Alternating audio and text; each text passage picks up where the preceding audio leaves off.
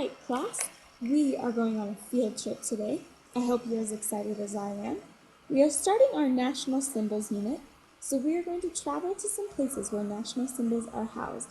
Pay attention to these symbols because after we visit them, you get to choose which one you want to read and write about and become an expert on.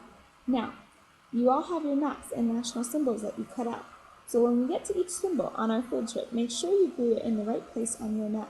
Are you ready? Let's go. Our first visit is to the National Archives in Washington, D.C.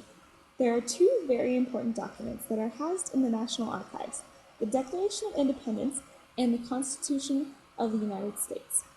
The Declaration of Independence was written in 1776 and signed in Philadelphia, Pennsylvania, which we will visit later. This document declared the colonies free from British rule, free to govern themselves. The U.S. Constitution was originally written in Philadelphia as well, in 1787. This document is the supreme law of the United States, which can be changed according to the needs of the country. Let's go inside. As we go inside, pay attention to how the documents are housed and how they're protected.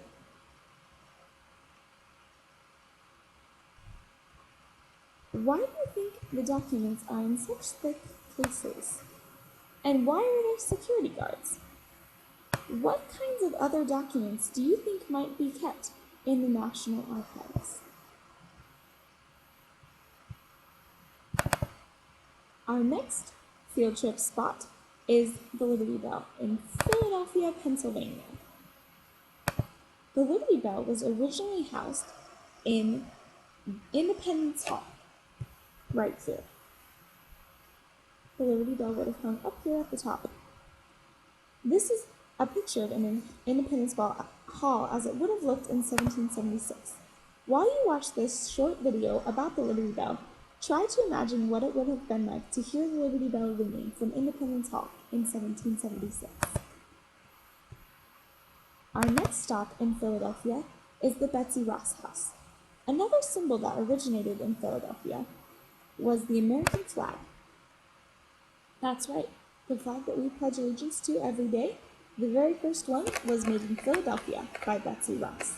This is the house where many people think Betsy might have lived when she made the first flag. Here is a picture of Betsy Ross, and this is a picture of the flag she made. What is different about the flag that Betsy Ross made from our flag today? What does the American flag represent? The stars and the stripes? All right, for the end of our field trip, we are headed back to Washington, D.C.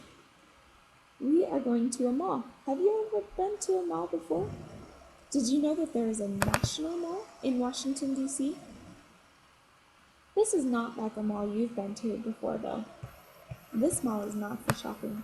It's a park that houses national monuments. We are going to see two of these monuments, one in honor of Abraham Lincoln and one in honor of George Washington. The Lincoln Memorial was made for Abraham Lincoln. Have you ever heard of Abraham Lincoln? He was the 16th President of the United States. President Lincoln did a lot of great things for this country, and he was killed because some people didn't like what he did. This monument was built in honor of him. The second monument you can see just across the reflection pool from the Lincoln Memorial. This monument is called the Washington Monument. You can see it right here. The Washington Monument was built in honor of our first president. Does anyone remember his name? George Washington. That's right. This monument commemorates or recognizes all the good things that George Washington did while he was president of the United States. Do you think it's a good idea to build monuments in honor of our presidents? Or is there a better way to thank them for what they do? Thanks for going on our national symbols field trip with me today, first grade. I'm excited to learn more about national symbols with you this week.